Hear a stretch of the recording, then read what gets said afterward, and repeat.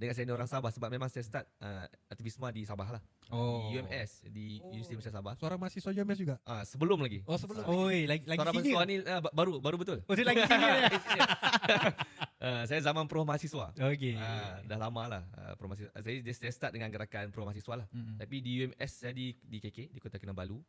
Masa tu kami belum ada pro mahasiswa. Pro mahasiswa di Sabah ni dia mula dengan di Labuan.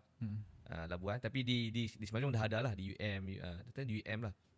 UKM. Kemudian baru sampai ke Sabah lah. Jadi saya bermula aktivisme saya dengan gerakan mahasiswa.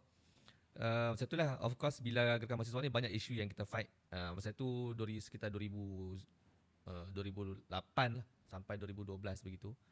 Mungkin kalau sekarang, kalau ketika itu adalah pada saya mungkin zaman kebangkitan gerakan mahasiswa di Malaysia lah.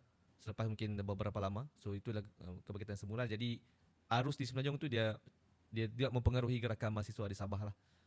Jadi saya start begitulah dengan gerakan mahasiswa. Kemudian of course lah kita bila gerakan mahasiswa ni kita expose kan dengan kawan-kawan NGO di Sabah macam PAKOS.